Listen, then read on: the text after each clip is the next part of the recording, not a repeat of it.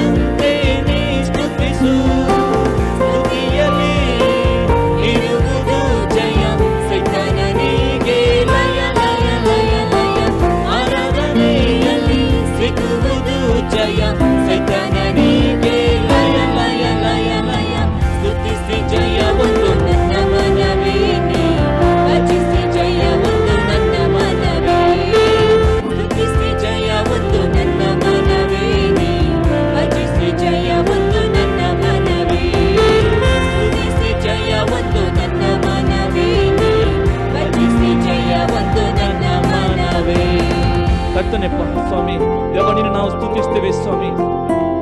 ಆರ್ಭಟಿಸಿಕೊಂಡು ನಿನ್ನ ಕೊಂಡಾಡ್ತೇವೆ ಸ್ವಾಮಿ.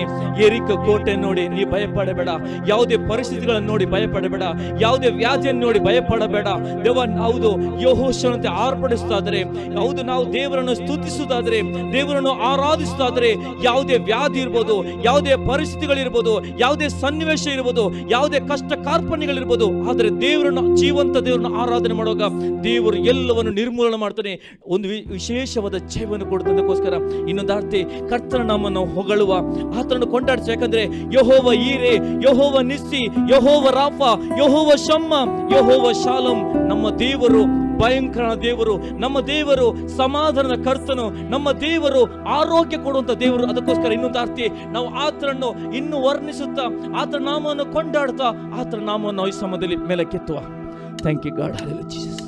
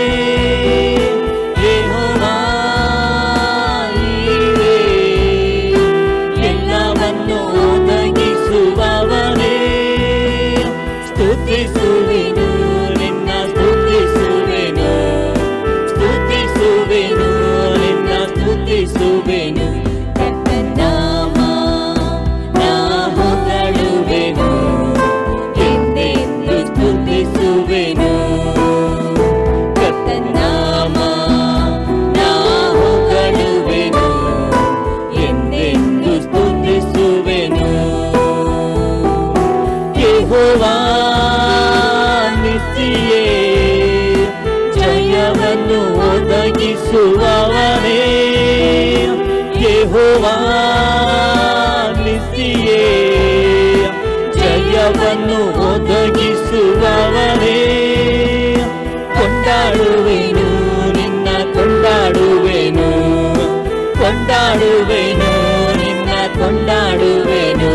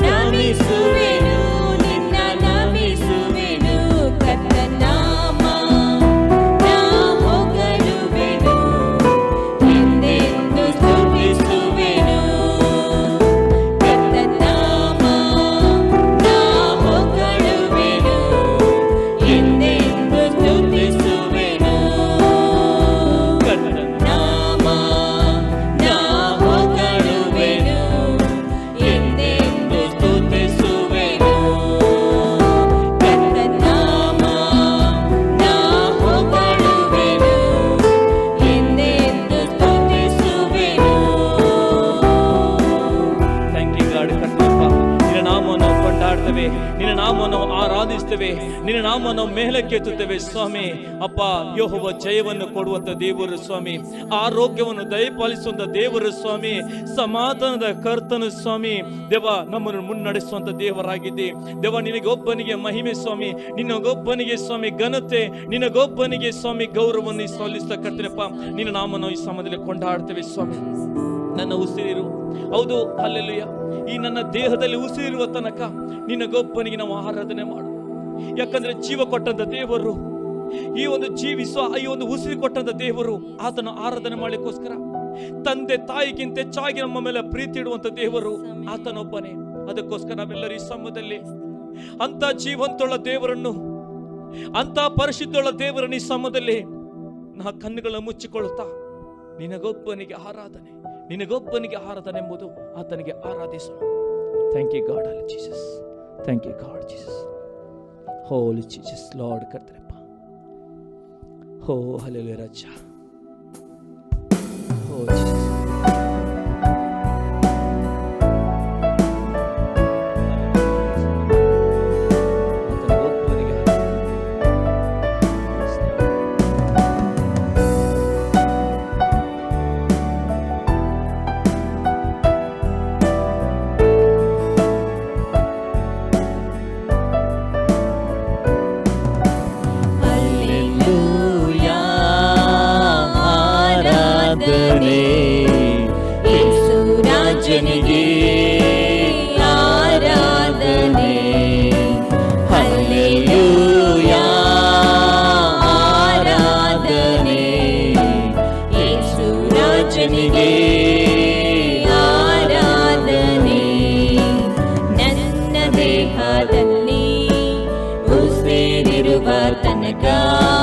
ಸಾಗುತ್ತಿರುವುದು ಸ್ತುತಿ ಆರಾಧನೆ, ನನ್ನ ದೇಹದಲ್ಲಿ ಉಸಿರಿರುವ ತನಕ ಸಾಗುತ್ತಿರುವುದು ಸ್ತುತಿ ಆರಾಧನೆ.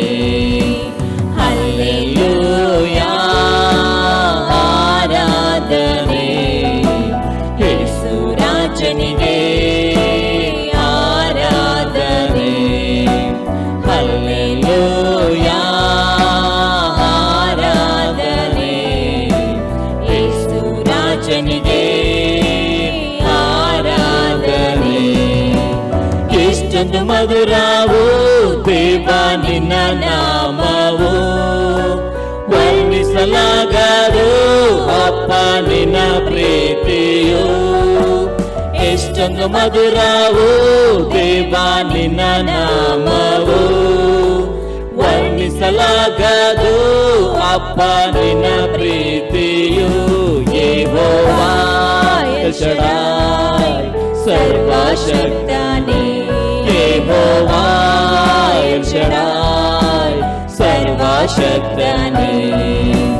ಹಲ್ಲೆಲೂಯಾ ಆರಾಧನೆ, ಯೇಸು ರಾಜನಿಗೆ ಆರಾಧನೆ. ಹಲ್ಲೆಲೂಯಾ ಆರಾಧನೆ, ಯೇಸು ರಾಜನಿಗೆ ಆರಾಧನೆ. ತಂದೆ ತಾಯಿಗಿಂತ ಹೆಚ್ಚಾಗಿ ಪ್ರೀತಿಸುವವನೇ, ಕಣ್ಮನಿಯ ಹಾಗೆ ನನ್ನ ಕಾಯುವಾತನೇ. ತಂದೆ ತಾಯಿಗಿಂತ ಹೆಚ್ಚಾಗಿ ಪ್ರೀತಿಸುವವನೇ, ಕಣ್ಮನಿಯ ಹಾಗೆ ನನ್ನ ಕಾಯುವಾತನೇ. ಯೆಹೋವಾ ಯೆಹೋವಾ ನನ್ನ ಒಳ್ಳೆಯ ಕುರುಬಾನೇ, ಯೆಹೋವಾ ಯೆಹೋವಾ ನನ್ನ ಒಳ್ಳೆಯ ಕುರುಬಾನೇ. ಹಲ್ಲೆಲೂಯಾ ಆರಾಧನೆ, ಯೇಸು ರಾಜನಿಗೆ ಆರಾಧನೆ. ಹಲ್ಲೆಲೂಯಾ ಆರಾಧನೆ, ಯೇಸು ರಾಜನಿಗೆ ಆರಾಧನೆ. ಕಣ್ಣು ಮುಚ್ಚಿದ್ದಾರೆ ಯೇಸು ನಿನ್ನ ಜ್ಞಾಪಕ, ಈಗ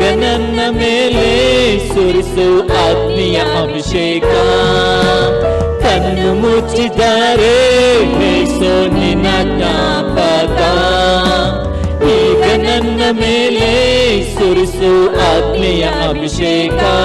ಯೆಹೋವಾ ರಾಫಾ ನನ್ನ ಸೌಖ್ಯದಾತನೇ, ಯೆಹೋವಾ ರಾಫಾ ನನ್ನ ಸೌಖ್ಯದಾತನೇ. ಹಲ್ಲೆಲೂಯಾ ಆರಾಧನೆ ಯೇಸು ರಾಜನಿಗೆ ಆರಾಧನೆ. ಹಲ್ಲೆಲೂಯಾ ಆರಾಧನೆ ಯೇಸು ರಾಜನಿಗೆ ಆರಾಧನೆ. ಕಣ್ಣು ಮುಚ್ಚಿದ್ದಾರೆ ಯೇಸು ನಿನ್ನ ಜ್ಞಾಪಕ, ಈಗ ನನ್ನ ಮೇಲೆ ಸುರಿಸು ಆತ್ಮೀಯ ಅಭಿಷೇಕ. ಕಣ್ಣು ಮುಚ್ಚಿದ್ದಾರೆ ಯೇಸು ನಿನ್ನ ಜ್ಞಾಪಕ, ಈಗ ನನ್ನ ಮೇಲೆ ಸುರಿಸು ಆತ್ಮೀಯ ಅಭಿಷೇಕ. ಯೆಹೋವಾ ರಾಫಾ ನನ್ನ ಸೌಖ್ಯದಾತನೇ, ಯೆಹೋವಾ ರಾಫಾ ನನ್ನ ಸೌಖ್ಯದಾತನೇ. ಹಲ್ಲೆಲೂಯಾ ಆರಾಧನೆ. ಹೌದು, ನಾವು ಕಣ್ಣು ಮುಚ್ಚಿಕೊಳ್ಳುವ ಆತನ ಅಭಿಷೇಕಕ್ಕೋಸ್ಕರ, ಆತನ ಮಹಿಮೆಗೋಸ್ಕರ ನಾವು ಆತನಿಗೆ ಒಪ್ಪನೆ ಸಲ್ಲಿಸುವ. Hallelujah Jesus. Oh thank you God. Hallelujah Jesus. ರಾಜನಿಗೆ ಆರಾಧನೆ. ನನ್ನ ದೇಹದಲ್ಲಿ, ನಮ್ಮ ದೇಹದಲ್ಲಿ ಪ್ರತಿಯೊಂದು ಅಂಗಗಳನ್ನು ಆತನಿಗೆ ಒಪ್ಪಿಸಿಕೊಡ್ತಾ, ಈ ಉಸಿರು ಕೊಟ್ಟಂತ ದೇವರು, ಈ ಜೀವ ಕೊಟ್ಟಂತ ದೇವರು, ಉಸಿರಾಡುವಂತೆ ಮಾಡಿದ ದೇವರನ್ನು ಈ ಸಮಯದಲ್ಲಿ ಸಂಕೀರ್ಣಿಸುವ. ನಮ್ಮ ದೇಹದ ಪ್ರತಿಯೊಂದು ಅಂಗಾಂಗಗಳನ್ನು ಆತನಿಗೆ ಪರಿಪೂರ್ಣ ಒಪ್ಪಿಸಿಕೊಡ. ಆತನ ಅಗ್ನಿಯು, ಆತನ ಆ ಮಹಿಮೆಯು, ಆತನ ಪ್ರಸನ್ನತೆಯು ನಮ್ಮ ಮುಂದಲ್ಲಿರುತ್ತದೆ ಈ ಸಮಯದಲ್ಲಿ. O Jesus Lord, hallelujah, glory glory. ನಿನ್ನ ಮಹಿಮೆಯಿಂದ ತುಂಬಿಸಕ್ಕಾಗಿ ಸ್ತೋತ್ರ ಸ್ವಾಮಿ. ನಿನ್ನ ಅಭಿಷೇಕವು ದೇವ ನೋಡುವಂತ ಒಬ್ಬರ ಜೀವಿತದಲ್ಲಿ ನಿನ್ನ ಒಂದು ಬಿಡುಗಡೆ ಸ್ವಾಮಿ, ಒಬ್ಬೊಬ್ಬರ ಜೀವಿತಕ್ಕಾಗಿ ಸ್ತೋತ್ರ. Thank you God. ಹಲ್ಲೆಲೂಯಾ ದೇವ, ನಿನಗೆ ಮಹಿಮೆ ಸ್ವಾಮಿ. ದೇವ, ನಮ್ಮ ಶರೀರದ ಅಂಗಗಳನ್ನು ಪರಿಪೂರ್ಣವಾಗಿ ದೇವ, ಹೌದು, ಯಾವುದೇ ಒಂದು ಅಂಗವು ಹೌದು ಆತನ ಆರಾಧನೆ ಮಾಡಲಿಕ್ಕೆ ಅಡ್ಡಿ ಉಂಟು, ಅದನ್ನು ಪಶ್ಚಾತ್ತಾಪಡ್ತಾ ಆತನಿಗೆ ಒಪ್ಪಿಸಿಕೊಳ್ಳುವುದರೆ ದೇವರ ವಾಕ್ಯ ಹೇಳ್ತದೆ, ನಿಮ್ಮ ದೇಹದ ಒಂದೊಂದು ಅಂಗಾಂಗಗಳನ್ನು ದೇವರಿಗೆ ಮೀಸಲಾಗಿ ಮೆಚ್ಚುಗೆಗಿರುವ ಯಜ್ಞವಾಗಿ ಸಮರ್ಪಿಸಿರಿ, ಇದೇ ವಿವೇಕ ಪೂರ್ವಕವಾದ ಆರಾಧನೆ. ಆತನಿಗೆ ಪರಿಪೂರ್ಣವಾಗಿ ನಮ್ಮನ್ನು ಒಪ್ಪಿಸಿಕೊಡೋಣ, ಪರಿಪೂರ್ಣ ಒಪ್ಪಿಸಿಕೊಡೋಣ. ಈ ಸಮಯದಲ್ಲಿ ನಾವು ಹೇಳುವ, ಯೋಗ್ಯ ನೀನೊಬ್ಬನೇ, ನೀನೊಬ್ಬನೇ ಪವಿತ್ರನು, ನೀನೊಬ್ಬನೇ ಪರಿಶುದ್ಧನು, ನೀನೊಬ್ಬನೇ ನಿನ್ನ ಪ್ರಸನ್ನತೆಯನ್ನು ಸುರಿಯ ಮಾಡೋ ದೇವರೆಂಬುದು ಇನ್ನೊಂದು ಅರ್ಥ. ನಾವೆಲ್ಲರೂ ಮೊನಕಲ್ಗಳು ಬಾಗುವ, ನಮ್ಮನ್ನು ತಗ್ಗಿಸಿಕೊಳ್ಳುವ, ದೀನಯುಳ್ಳರಾಗಿದ್ದುಕೊಂಡು ಯೋಗ್ಯ ಕೇವಲ ತುಂಬೆಂಬುದು ಆತನ ಘನಪಡಿಸು. Thank you God Jesus.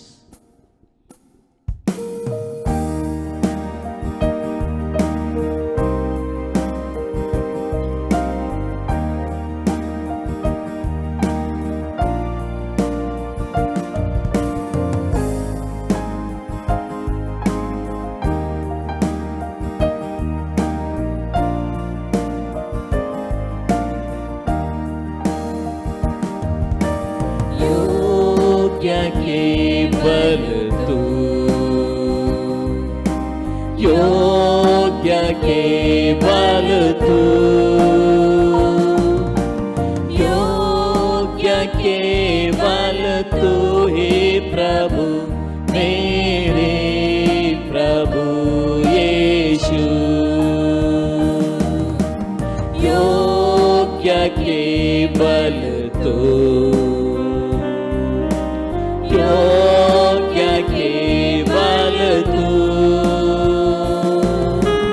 योग्य केवल तू ही प्रभु, मेरे प्रभु यीशु।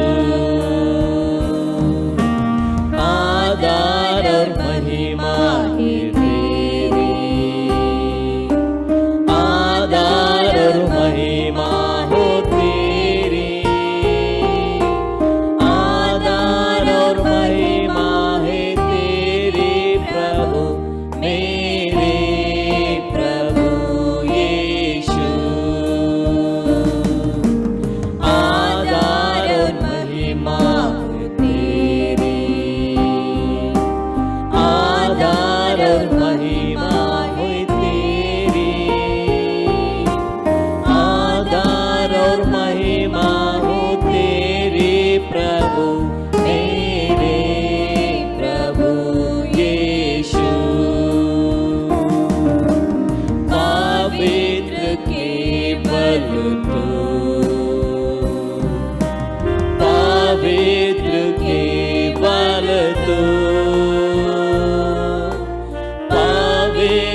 केवल तू ही प्रभु मेरे प्रभु यीशु।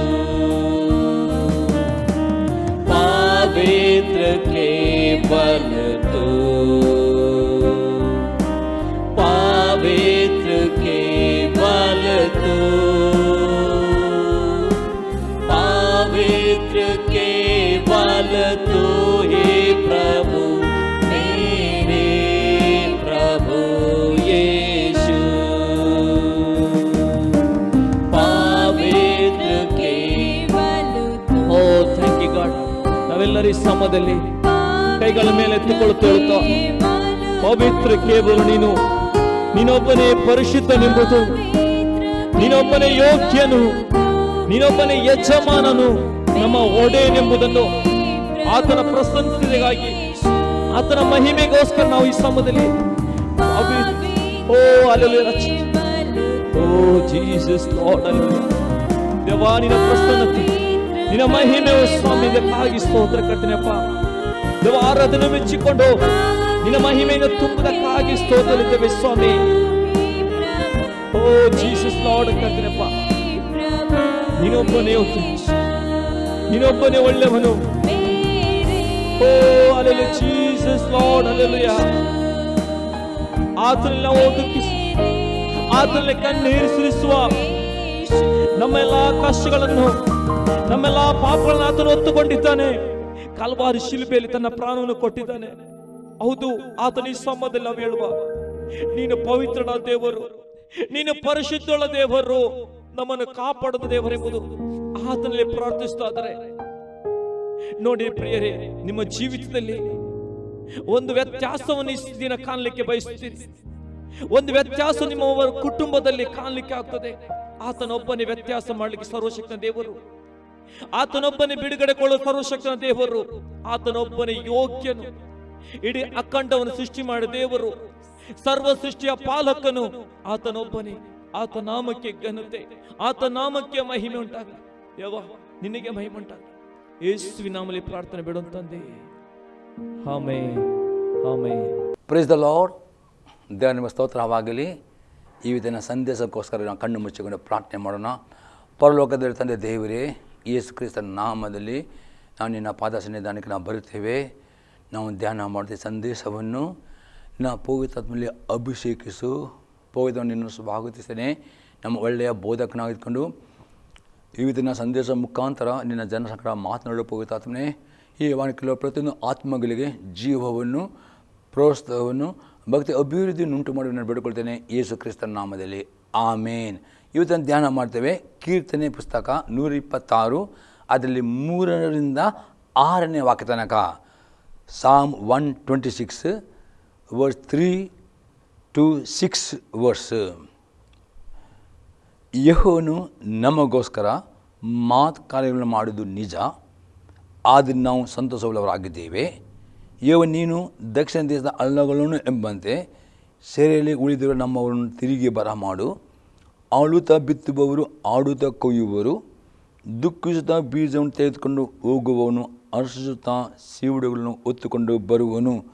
ಇಲ್ಲಿ ಈ ಕೀರ್ತನೆ ನೋಡ್ತೇವೆ 3ನೇ ವಾಕ್ಯದಲ್ಲಿ, ಯೆಹೋವನು ನಮಗೋಸ್ಕರ ಮಾತುಕತೆ ಮಾಡೋದು ನಿಜ, ಅದು ನಾವು ಸಂತೋಷವುಳ್ಳವರಾಗಿದೆ. ಹಾಗಾದರೆ ಇವತ್ತು ಪ್ರಿಯರೇ, ನಿಮ್ಮ ಜೀವಿತದಲ್ಲಿ ಈ ರೀತಿ ನೀವು ಸಾಕ್ಷಿ ಕೊಡಬೇಕು. ಹೌದು, ದೇವರು ನನ್ನ ಜೀವಿತದಲ್ಲಿ, ನನ್ನ ಕುಟುಂಬ ಜೀವಿತದಲ್ಲಿ ಕಾರ್ಯಗಳನ್ನು ಮಾಡೋದು ನಿಜ, ಆದ್ದರಿಂದ ನಾವು ಸಂತೋಷವುಳ್ಳವರು. ಈ ರೀತಿಯಲ್ಲಿ ಪ್ರಿಯ ನಿಮ್ಮ ಕುಟುಂಬದಲ್ಲಿ, ನಿಮ್ಮ ವ್ಯಕ್ತಿಯಲ್ಲಿ ರೋಗಗಳು ಇರುತ್ತಾರೆ, ಅದು ಗುಣವಾಗಬೇಕು.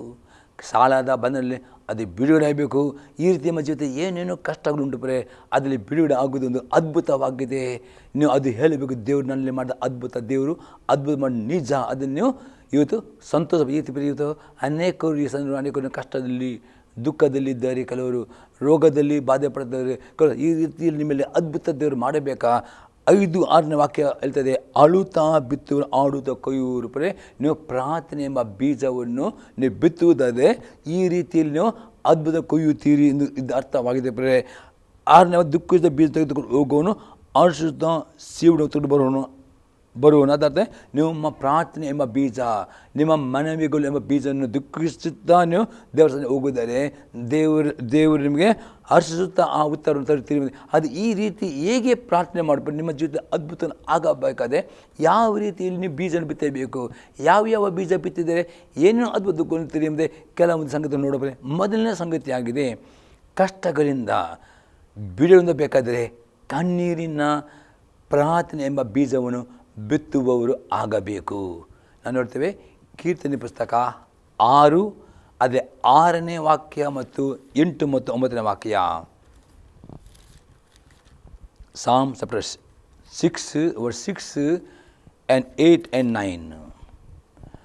ನಾನು ನರನಲ್ಲಿ ದಣಿದಿದ್ದೇನೆ, ಪ್ರತಿ ರಾತ್ರಿ ನನ್ನ ಕಣ್ಣಿನಿಂದ ಮಂಚವು ತೇಲಾಡುತ್ತದೆ, ಹಾಸಿಗೆಯು ಕಣ್ಣಿನಿಂದ ನೆನೆದು ಹೋಗುತ್ತದೆ. ಬಳಿ ದಾವಿದನು ಈ ಕೀರ್ತನೆಯಲ್ಲಿ ಕಷ್ಟ ಪೀಡಿತನಾದ ಭಕ್ತನ ಪ್ರಾರ್ಥನೆಯಲ್ಲಿ ದಾವಿದನು ಕಷ್ಟದಲ್ಲಿ ಪೀಡಿತನಾದ ಸಮಯದಲ್ಲಿ, ರೋಗದಲ್ಲಿ ಪೀಡಿತ ಆದ ಸಮಯದಲ್ಲಿ ಅದ್ಭುತ ಒಂದು ಈ ರೀತಿಯಲ್ಲಿ ಅವನು ಇಡೀ ರಾತ್ರಿ ಅವನು ಪ್ರಾರ್ಥನೆ ಮಾಡಿಕೊಂಡು ಅವನ ಮಂಚವು ತೇಲಾಡ ಆ ರೀತಿಯಲ್ಲಿ ದೇವರ ಸನ್ನಿಧಿಯಲ್ಲಿ ಕಣ್ಣೀರಿನಿಂದ ಇಡೀ ರಾತ್ರಿ ಹಗಲು ಪ್ರಾರ್ಥನೆ ಮಾಡಬೇಕು. ಈ ರೀತಿ ಬರೀ ಆ ರೀತಿ ನಿಮ್ಮ ಮಂಚವನ್ನು ಆ ರೀತಿಯ ಕಣ್ಣೀರು ಸುರಿಸಿಕೊಂಡು ಪ್ರಾರ್ಥನೆ ಮಾಡುವುದಾದರೆ 100% ದೇವರು ಅದ್ಭುತ ಮಾಡುತ್ತಾನೆ.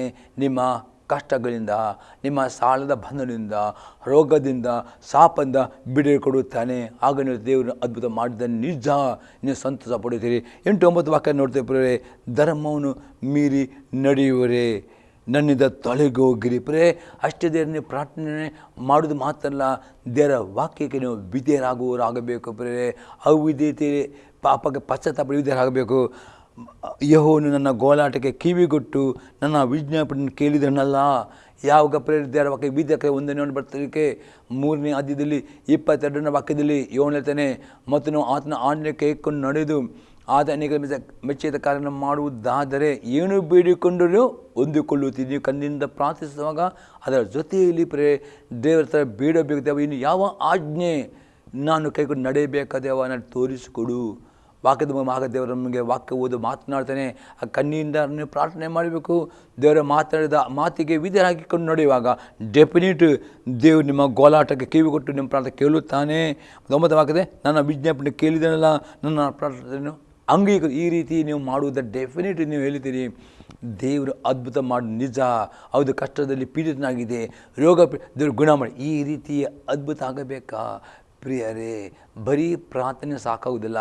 ಪ್ರಾರ್ಥನೆ ಗಂಟೆ ಕಣ್ಣೀರಿನಿಂದ ಬುದ್ಧಿಯಲ್ಲಿಯೂ ಅನ್ಯ ಭಾಷೆ ಪ್ರಾರ್ಥನೆ ಮಾಡಿ. ನಿಮ್ಮ ಕಣ್ಣೀರು ಈ ರೀತಿಯ ಅನುಭವ ಆಗಬೇಕು. ಮಂಚದ ಆ ರೀತಿಯ ಕಣ್ಣೀರಿಂದ ಪ್ರಾರ್ಥನೆ ಮಾಡಬೇಕು. ಅದರ ಜೊತೆಯಲ್ಲಿ ದೇವರ ಆಜ್ಞೆಗಳನ್ನು ಕೈಕೊಂಡು ನಡೆಯಬೇಕು. ಬರೀ ಯಾವ ರೀತಿ ಇದ್ದರೆ ನೀವು ಪಶ್ಚಾತ್ತಾಪ ಪಡಬೇಕು. ಆಗ 100% ಕಣ್ಣಿನ ಪ್ರಾರ್ಥನೆ ಎಂಬ ಬೀಜ ಬಿತ್ತಿದ್ದರೆ 100% ಅದ್ಭುತಗಳು ಎಂಬ ಬೆಲೆಯನ್ನು ಕೊಯ್ಯುತ್ತಿ ಸಂತೋಷವಾಗಿ ನೀವು ಸಂತೋಷ ಪಡ್ತೀರಿ. ನೀವು ಹೇಳ್ತೀರಿ, ದೇವರು ನನ್ನ ಅದ್ಭುತ ಮಾಡಿದನು, ದೇವರು ನನ್ನ ಕಷ್ಟದ ಬಿಡುಗಡೆ. ನೀವು ಸಾಕ್ಷಿ ಕೊಡ್ತೀರಿ ಮತ್ತು ನೋಡಿದವರು ಸಹ ಹೇಳ್ತಾರೆ, ನಿಜ ದೇವರು ನಿಮ್ಮಲ್ಲಿ ಇದ್ದಾನೆ. ಆ ರೀತಿ ದೇವರಿಗೆ ಮಹಿಮೆ ಬರುತ್ತದೆ.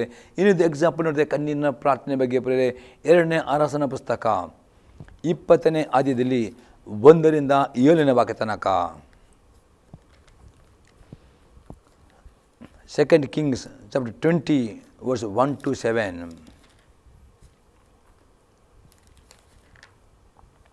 ಆ ಕಾಲದಲ್ಲಿ ಹಿಜ್ಕೀಯನು ಮರಣಕರ ರೋಗದಲ್ಲಿ ಬಿದ್ದನು. ಆಗ ಆಮೋಚನ ಮಗನು ಪ್ರವಾದಿಯೂ ಆದ ಯೆಶಾಯನು ಅವನ ಬಳಿಗೆ ಬಂದು ಅವನಿಗೆ, ನಿನ್ನ ಮನೆಯ ವಿಷಯವಾಗಿ ವ್ಯವಸ್ಥೆ ಮಾಡು, ಯಾಕೆಂದರೆ ನೀನು ಉಳಿಯುವ ಆಗಿಲ್ಲ, ಸಾಯಬೇಕಾಗಿದೆ ಎಂಬುದಾಗಿ ಇವನು ಅನ್ನುತ್ತಾನೆ ಎಂದು ಹೇಳಿದನು. ಇದನ್ನು ಕೇಳಿದೊಡನೆ ಹಿಜ್ಕೀಯನು ಮೋರೆಯನ್ನು ಗೋಡೆಯ ಕಡೆಗೆ ತಿರುಗಿಸಿ, ಯೆಹೋವನೇ, ನಾನು ನಂಬಿಗಸ್ತನಾಗಿಯೂ ಯಥಾರ್ಥಿತನಾಗಿಯೂ ನಿನಗೆ ನಡೆದುಕೊಂಡು ನಿನ್ನ ದೃಷ್ಟಿಯಲ್ಲಿ ಒಳ್ಳೆಯವನಾಗಿದ್ದನ್ನು ನೆನಪು ಮಾಡಿಕೋ ಎಂದು ಪ್ರಾರ್ಥಿಸಿ ಬಹಳವಾಗಿ ಹತ್ತವನು. ನಾನು ನೋಡ್ತೇವೆ ಇಲ್ಲಿ ಹಿಜ್ಕೀಯನಿಗೆ ಯೆಶಾಯ ಪ್ರಾರ್ಥಿಸುತ್ತಾನೆ, ನೀನು ಸಾಯುತ್ತಿ, ನೀನು ನಿನ್ನ ಮನೆಯ ವ್ಯವಸ್ಥೆ ಮಾಡು ಎಂದು ಹೇಳುವಾಗ ಹಿಜ್ಕೀಯನು ಆತನು ಕಣ್ಣೀರು ಸುರಿಸಿ ಕೂಗಿಕೊಂಡು ದೇವರ ಪ್ರಾರ್ಥನೆ ಮಾಡ್ತೇವೆ. ನಾವು ನೋಡ್ತೇವೆ 4ನೇ ವಾಕ್ಯದಲ್ಲಿ, ಏಸಾಯನು ಅರಮನೆಯ ಮಧ್ಯ ಪ್ರಕಾರವನ್ನು ದಾಟುವುದಕ್ಕೆ ಮೊದಲು ಯೋವನು ಅವನಿಗೆ, ನೀನು ಹಿಂದಿರುಗಿ ಹೋಗಿ ನನ್ನ ಪ್ರಜೆಗಳ ಪ್ರಭುವಾಗಿರುವ ಹಿಜ್ಕೀಯನಿಗೆ ನಾನು ನಿನ್ನ ಪ್ರಾರ್ಥನೆಯನ್ನು ಕೇಳಿದ್ದೇನೆ, ನಿನ್ನ ಕಣ್ಣೀರನ್ನು ನೋಡಿದ್ದೇನೆ, ನೀನು ಗುಣ ಹೊಂದಿ ನಾಡುದನ್ನು ಆಲಯಕ್ಕೆ ಬರುವಿ, ಇದನ್ನು ಆಯುಷ್ಯಕ್ಕೆ 15 ವರ್ಷ ಕೊಡಿಸುತ್ತೇನೆ. ಪ್ರೇರೆ, ಈ ಹಿಜ್ಕೀಯನಿಗೆ ಮರಣಕರ ರೋಗ ಬಂದಿತ್ತು. ಏಸಾಯ ಎಂಬ ಪ್ರವಾದಿ ಹೋಗಿ ಹೇಳ್ತೇನೆ, ನೀನು ಸಾಯುತ್ತಿ, ನಿನ್ನ ಮನೆಯನ್ನು ವ್ಯವಸ್ಥೆ ಮಾಡಿ ಹೇಳುವಾಗ ಈ ಹಿಜ್ಕೀಯನು ಪ್ರೇರೆ ಕೂಡಲೇ ದೇವರ ಹತ್ರ ಕೂಗುತ್ತಾನೆ, ಕಣ್ಣೀರು ಸುರಿಸ್ತಾನೆ, ತನ್ನ ಪಾಪಕ್ಕೆ ಪಶ್ಚಾತ್ತಾಪ ಪಡುತ್ತಾನೆ. ಇಮಿಡಿಯೇಟ್ ದೇವರು ತಾನೆ ಏಸಾಯನಿಗೆ, ನೋಡು ನನ್ನ ಆ ಹಿಜ್ಕೀಯನು ನನ್ನ ಮುಂದೆ ತಗ್ಗಿಸ್ತಾನೆ, ಕಣ್ಣೀರು ಹೋಗಿ ಅವನು ಪುನಃ ಪ್ರಾರ್ಥನೆ ಮಾಡು, ನಿನ್ನ ಪ್ರಾರ್ಥನೆ ಕೇಳಿದ್ದೇನೆ, ನಿನ್ನ ರೋಗ ಗುಣವನ್ನು 15 ವರ್ಷ ಆಯುಷು. ಇವತ್ತು ಪ್ರಿಯರೇ, ಯಾರಾದರೂ ಈ ರೀತಿಯಲ್ಲಿ ನೀವು ಮರಣಕರವಾದ ರೋಗದಲ್ಲಿ ಬಿದ್ದಿರುವುದಾದರೆ ಹೆದರಬೇಡಿರಿ, ಭಯ ಪಡಬೇಡಿರಿ, ಡಾಕ್ಟರ್ ರಿಪೋರ್ಟ್ ನೋಡಿ ಕಂಗೆಡಬೇಡಿರಿ. ಹಾಗೂ ಡಾಕ್ಟರ್ ನಿಮಗೆ ಕೆಲವೇ ದಿನಗಳು ಕೊಡಬಹುದು, ಕೆಲವು ಗಂಟೆಗಳು. ಅದು ಈ ರೀತಿ ಹಿಜ್ಕೀಯನಿಗೆ ಕಣ್ಣೀರು ಸುರಿದವ, ನನಗೆ ಇನ್ನೂ ಆಯುಷ್ಯ ಕೊಡು, ನಾನು ಇನ್ನೂ 15 ವರ್ಷ ಆಯುಷ್ಯ ಕೊಡು, ಅದು ಇನ್ನೂ ನನಗೆ ಪೂರ್ಣ ಆಯುಷ್ಯ ಕೊಡಿದ್ದೇವ, ನಿನಗೆ ನಾನು ನಂಬಿಕಸ್ಥನಾಗಿ ನಿನ್ನ ಸೇವೆ ಮಾಡುತ್ತೇನೆ, ನಿನ್ನ ಸ್ವಾರ್ಥ ಸೇವೆ ಮಾಡುತ್ತೇನೆ, ನಿನ್ನ ಪ್ರಾರ್ಥನೆ ಸೇವೆ ಮಾಡಿ ಏನು ಪ್ರೇರಣೆ ಅರೇಕೆ ಮಾಡಿ ದೇವರ ಥರ ಪ್ರೇರೆ ನೋಡಿ ನಿಮ್ಮ ಕಣ್ಣೀರು ಪ್ರಾರ್ಥನೆ ಕೇಳುತ್ತಾನೆ. ಮತ್ತು ಯಾವುದು ಪಾಪ ನಿಮ್ಮಲ್ಲಿ ಉಂಟು ನಿಮಗೆ ನೆನಪಿಗೆ ಪಶ್ಚಾತ್ತಾಪ ಪಡಿರಿ, ಇಮ್ಮಿಡಿಯೇಟು ದೇವರು ಕರುಣಾಳು, ದೇವರು ಅದ್ಭುತ, ಅಂಥ ಮರಣಕರವಾದ ರೋಗವನ್ನು ಗುಣ ಮಾಡಿದ ದೇವರು ಇವತ್ತು ಪ್ರಿಯರೇ, ನಿಮ್ಮ ರಿಪೋರ್ಟ್ ಯಾವುದೇ ಇರಬಹುದು, ಭಯ ಪಡಬೇಡಿರಿ, ನಂಬಿಕೆ ಇಡಿರಿ. ದೇವರ ಸೇವಕರಿಗೆ ಕಾಂಟ್ಯಾಕ್ಟ್ ಮಾಡಿ ಪ್ರಾರ್ಥಿಸಿದ್ರೆ ನಂಬಿರಿ. ದೇವರ ಫೋನಲ್ಲಿ ಪ್ರಾರ್ಥನೆ ಮಾಡಿದ್ರು, ಟಿವಿ ಮುಖಾಂತರ ಪ್ರಾರ್ಥನೆ ಗುಣವಾಗೋದು ನಂಬಿರಿ. ಅದೇ ಈ ರೀತಿ ಕಣ್ಣೀರಿನ ಪ್ರಾರ್ಥನೆ ನೀವು ಮಾಡುವುದಾದರೆ 100% ದೇವರು ನಿಮ್ಮ ಕಣ್ಣನ್ನು ನೋಡಿಕೊಂಡು ದೇವರು ಈ ಹಿಜ್ಕೀಯನಿಗೆ 15 ವರ್ಷ ನಿಮಗೂ ಸಹ ಪ್ರಿಯ ಆಯುಷ್ಯವನ್ನು ಕೂಡಿಸಿಕೊಡುತ್ತಾನೆ. ಅದಷ್ಟೇ ಅದೇ ಪ್ರಿಯ, ನಾವು ನೋಡ್ತೇವೆ, ನಿನ್ನನ್ನು ಈ ಪಟ್ಟಣವನ್ನು ಅಸುರ ಕೈಗೆ ಬೀಳದಂತೆ ತಪ್ಪಿಸುವನು, ನನಗೋಸ್ಕರವಾಗಿಯೂ ನನ್ನ ಸೇವಕನ ದಾವೀದನಿಗೋಸ್ಕರ ಈ ಪಟ್ಟಣವನ್ನು ಉಳಿಸಿ ಕಾಪಾಡುವನು ಎಂಬುದಾಗಿ ನಿನ್ನ ಪೂರ್ವಿಕನಾದ ದಾವೀದನ ದೇವರಾಗಿರುವ ಯೆಹೋವನು ಹೇಳುತ್ತಾನೆ ಎಂದು ತಿಳಿಸು ಎಂದು ಆಜ್ಞಾಪಿಸಿದನು. ಏಸಾಯನು ಒಂದು ಅಂಜೂರ ಹಣ್ಣಿನ ಉಂಡೆಯನ್ನು ತರಿಸಿ ಅದನ್ನು ಕುರುವಿನ ಮೇಲೆ ಇಡಿಸಿದಾಗ ಹಿಜ್ಕೀಯನು ಗುಣ ಹೊಂದಿದನು. ನೋಡಿ ಅಷ್ಟೇ ಹೇಳಿದೆ ಪ್ರೇ, ಅವನು ಈ ರೀತಿ ಪ್ರಾರ್ಥನೆ ಮಾಡಿದನು. ಆ ಡಾಕ್ಟರ್ ಕೊಟ್ಟ ಮೆಡಿಸಿನ್ ಯಾವ ಔಷಧಿ ಅಂತ ಆ ಔಷಧಿ ಮುಖಾಂತರ ಗುಣ ಮಾಡಿದನು. ಅಷ್ಟೇ ಅದೇ. ಮತ್ತು 8ರಿಂದ 11 ವಾಕ್ಯದಲ್ಲಿ ಅದನ್ನು ದೇವರು ಕನ್ಫರ್ಮ್ ಮಾಡಿದನು. ನೀವು ಗುಣವಾಗಿದೆ ಎಂಬುದಾಗಿ ಡಾಕ್ಟರ್ ರಿಪೋರ್ಟು ಕನ್ಫರ್ಮ್ ಆಗ್ತಾಯಿದೆ. ಡಾಕ್ಟರ್ ಕನ್ಫರ್ಮ್ ಮಾಡ್ತಾರೆ, ಹೌದು ಇದು ಮಿರಾಕಲ್ ಆಗಿದೆ. ಹಾಗಾದರೆ ಈ ರೀತಿ ನಿಮ್ಮಲ್ಲಿ ಇರುವ ಈ ಮರಣಕರವಾದ ವ್ಯಾಧಿ ಎಂಬ ರೋಗ ಗುಣ ಆಗಬೇಕಾ?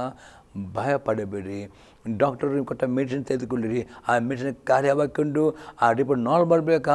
ನಿಮ್ಮ ಕಣ್ಣೀರಿನ ಪ್ರಾರ್ಥನೆ ಬೇಕು. ನೀವು ಇದರ ಕಣ್ಣೀರಿನ ಪ್ರಾರ್ಥನೆ ಮಾಡಿದ್ರೆ ಅದೇ ಡಾಕ್ಟರು ನಿಮ್ಮ ಪುನಃ ಪರೀಕ್ಷೆ ಮಾಡಿ ಅವ್ರು ಹೇಳ್ತಾರೆ, ಇದು ಮಿರಾಕಲ್ ಆಗಿದೆ, ನಮಗೂ ಮಿರಾಕಲ್, ಇದು ರೋಗ ಗುಣವಾಗಿದೆ ಎಂದು ಹೇಳಿ ನೀವು ಗುಣವಾಗಿದೆ, ಇದರ ಬಗ್ಗೆ ಯಾರಿಗೂ ಮಹಿಮೆ ಅವರು.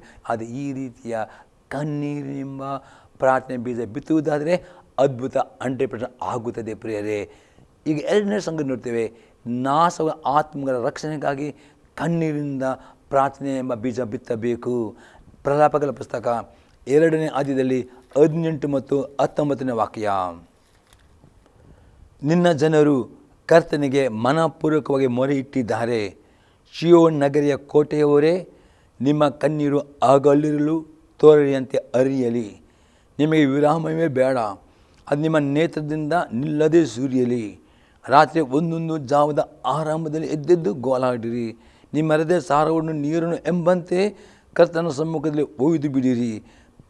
ಪ್ರತಿಯೊಂದು ಬೀದಿಯ ಕೊನೆಯಲ್ಲಿ ಹಸಿವೆಯಿಂದ ಮುಚ್ಚಿ ಹೋಗಿರುವ ನಿಮ್ಮ ಮಕ್ಕಳ ಪ್ರಾಣವನ್ನು ಉಳಿಸಬೇಕು. ಕೈತಿ ಪ್ರಾರ್ಥಿಸಿರಿ. ಪ್ರೇಯಲ್ಲಿ ನಿಮ್ಮ ಕುಟುಂಬದವರ ರಕ್ಷಣೆ ಬರಬೇಕಾ? ನಿಮ್ಮ ಫ್ರೆಂಡ್ಸ್ನವ್ರ ರಕ್ಷಣೆ ಬರಬೇಕಾ? ನಿಮ್ಮ ಊರಿನ ರಕ್ಷಣೆ ಬರಬೇಕಾ? ನೀವು ಸುವಾರ್ತೆಗಳ ಪ್ರೇರೆ ಅವರ ಹೆಸರುಗಳನ್ನು ಒಂದು ಡೈರಿ ಪುಸ್ತಕ ಬರೆದಿಟ್ಟುಕೊಳ್ಳಿರಿ.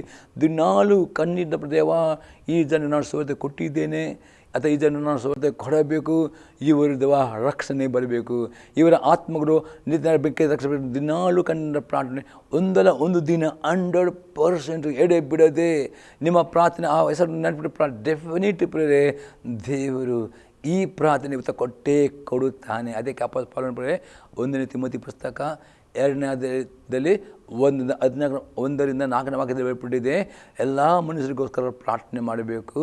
ಇದು ದೇವರ ಚಿತ್ತ.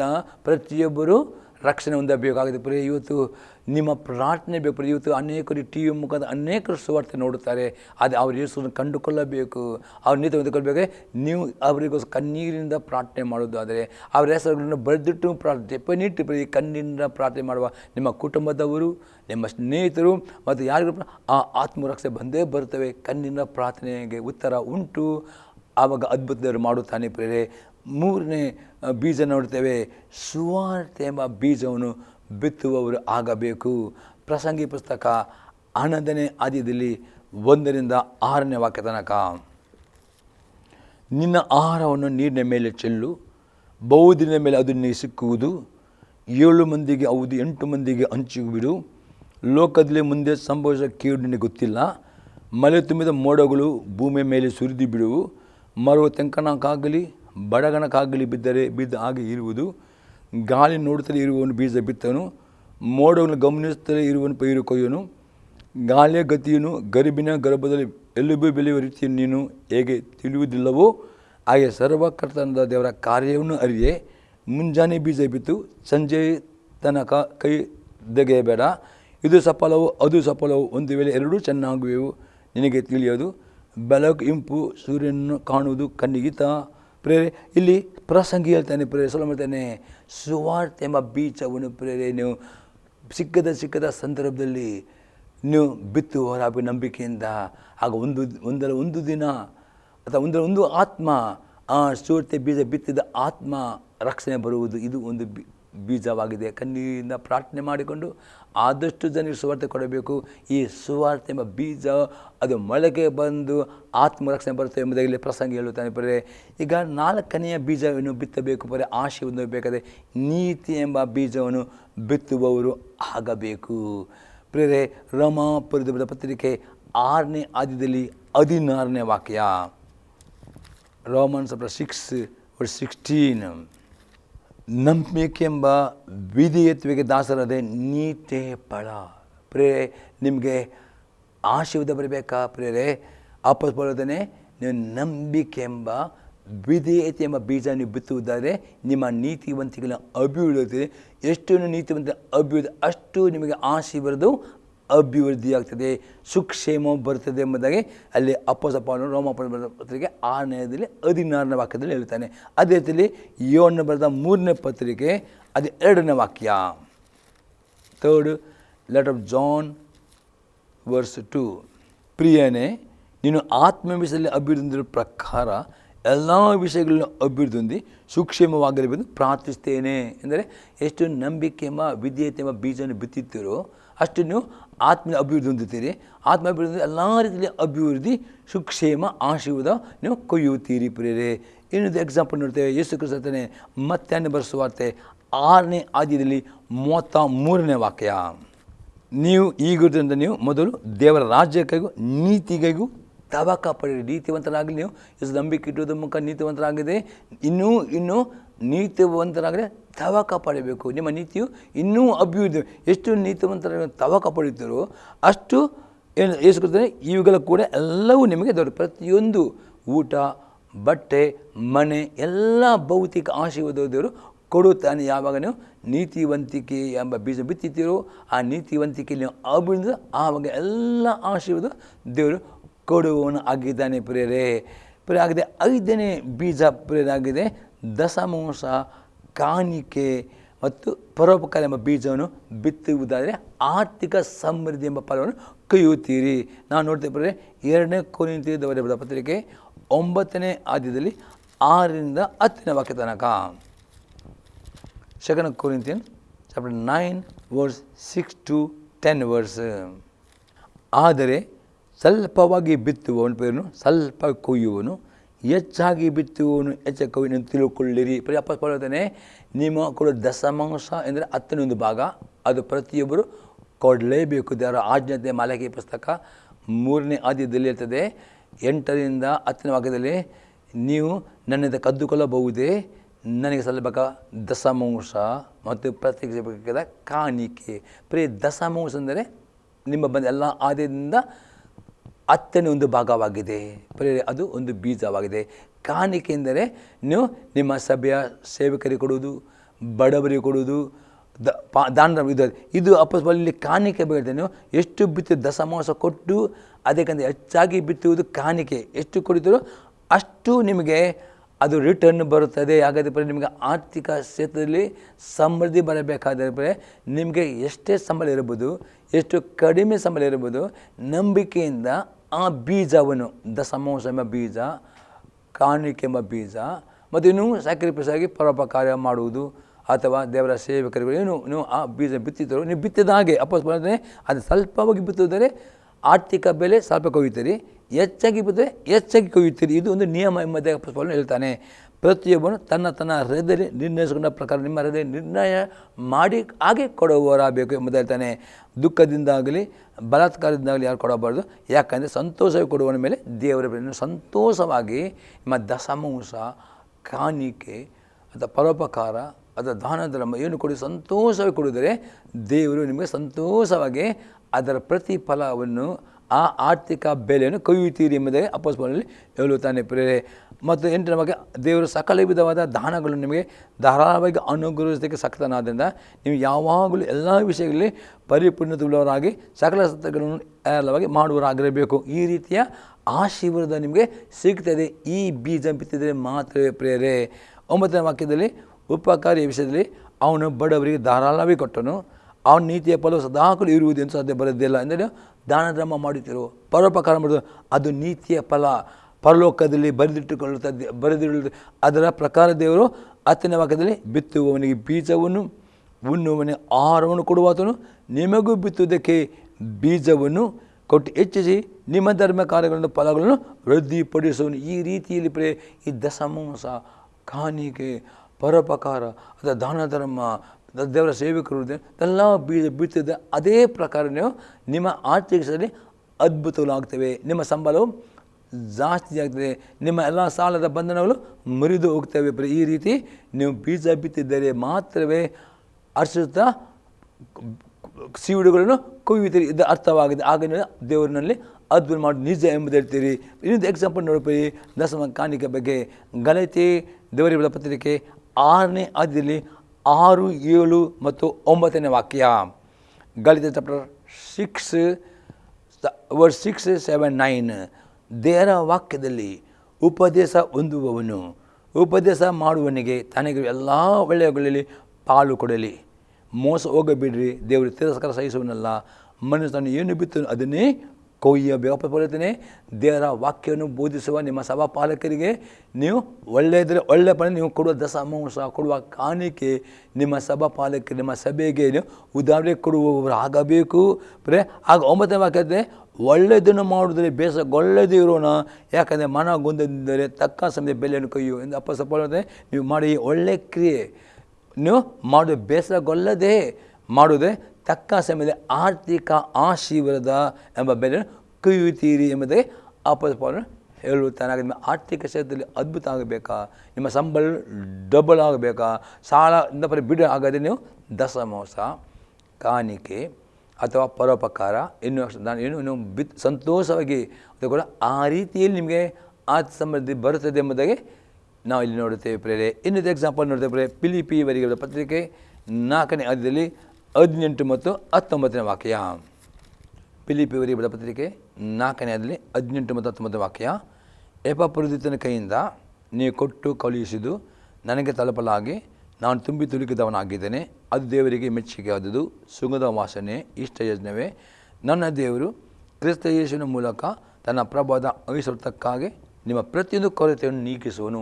ಅಪೊಸ್ತಲ ಹೇಳ್ತಾನೆ, ಪಾಲನಿಗೆ ಎಪಫ್ರೊದಿತ ಕೊಟ್ಟ ಕಾಣಿಕೆಯು ಹೇಳ್ತಾನೆ ಇದು ದೇವರಿಗೆ ಮೆಚ್ಚುಗೆಯಾದ ಯಜ್ಞ, ಮೆಚ್ಚುಗೆಯಾದ ಇದು ಸುಗಂಧ ವಾಸನೆ, ಇಷ್ಟ ಯಜ್ಞ. ಈ ರೀತಿ ನೀವು ದೇವರ ಸೇವಕರಿಗೆ ಅವರ ಸೇವೆಗೋಸ್ಕರ ಏನು ಅವರಿಗಿನ್ನು ಸನ್ಮಾನಿಸ್ತಾರೋ, ಕಾಣಿಕೆ ಏನೋ ಕೊಡುತ್ತಾರೋ ಅದು ಸಹ ಅಪ್ಪಸ್ತಲನೇ ದೇವರಿಗೆ ಮೆಚ್ಚುಗೆ ಸುಗಂಧದ ವಾಸನೆ. ಮತ್ತು ನನ್ನ ದೇವರು ಕ್ರಿಸ್ತ ಯೇಸುವಿನ ಮೂಲಕ ತನ್ನ ಪ್ರಭುದ ಐಶ್ವರ್ಯಕ್ಕೆ ನಿಮ್ಮ ಪ್ರತಿ ಕೊರತೆಯನ್ನು ನೀಗಿ ಈ ರೀತಿ ನೀವು ಮಾಡುವುದಾದರೆ ಆರ್ಥಿಕ ಕ್ಷೇತ್ರದಲ್ಲಿ ಅದ್ಭುತ ಮಾಡುವುದು ನಿಜವಾಗಿದೆ ಪ್ರೇರೆ. ಇನ್ನೊಂದು ಎಕ್ಸಾಂಪಲ್ ನೋಡಿದ್ರೆ ಪ್ರೇರೆ, ಇಬ್ರಿಯವರಿಗೆ ಬರೆದ ಪತ್ರಿಕೆ 7ನೇ ಅಧ್ಯಾಯದಲ್ಲಿ 1ರಿಂದ 7ನೇ ವಾಕ್ಯ ತನಕ. ಈ ಮೆಲ್ಕಿಸೆದೇಕನು ಸಾಲೇಮಿನ ಅರಸನು, ಪರತ್ಪರನಾದ ದೇವರ ಯಾಜಕನು ಆಗಿದ್ದನು. ರಾಜರನ್ನು ಒಡೆದು ಹಿಂತಿರುಗಿ ಬರುತ್ತಿದ್ದ ಅಬ್ರಹಾಮನನ್ನು ಎದುರುಗೊಂಡು ಅವನನ್ನು ಆಶೀರ್ವದಿಸಿದನು. ಅವನಿಗೆ ಅಬ್ರಹಾಮನು ತಾನು ಜಯಿಸಿಕೊಂಡು ಬಂದ ಎಲ್ಲ ವಸ್ತುಗಳಲ್ಲಿ 10ನೇ ಒಂದು ಭಾಗವನ್ನು ಕೊಟ್ಟನು. ಅವನ ಹೆಸರಿನ ಅರ್ಥವು ನೀತಿ ರಾಜ ಎಂಬುದು. ಇದಲ್ಲದೆ ಅವನು ಸಾಲೇಮಿನ ರಾಜ, ಅಂದರೆ ಸಮಾಧಾನ ರಾಜ. ಅವನಿಗೆ ತಂದೆಯೂ ತಾಯಿಯೂ ವಂಶಾವಳಿಯೂ ಇಲ್ಲ, ಜನ್ಮದ ಆರಂಭವೂ ಆಯುಷ್ಯ ಅಂತ್ಯವೂ ಇಲ್ಲ. ಅವನು ದೇವರ ಮಗನಿಗೆ ಸಮಾನ ಮಾಡಲ್ಪಟ್ಟಿದ್ದಾನೆ. ಅವನು ನಿರಂತರವಾಗಿ ಯಾಜಕನಾಗಿರುವವನು. ಈ ಮನುಷ್ಯನು ಎಷ್ಟು ದೊಡ್ಡವನೆಂದು ಆಲೋಚಿಸಿರಿ. ನಮ್ಮ ಮೂಲ ಪಿತೃದ ಅಬ್ರಹಾಮನು ತಾನು ಸುಲುಕೊಂಡು ಬಂದ ಶ್ರೇಷ್ಠ ವಸ್ತುಗಳಲ್ಲಿ 10ನೇ ಒಂದು ಭಾಗವನ್ನು ಅವನಿಗೆ ಕೊಟ್ಟನಲ್ಲ.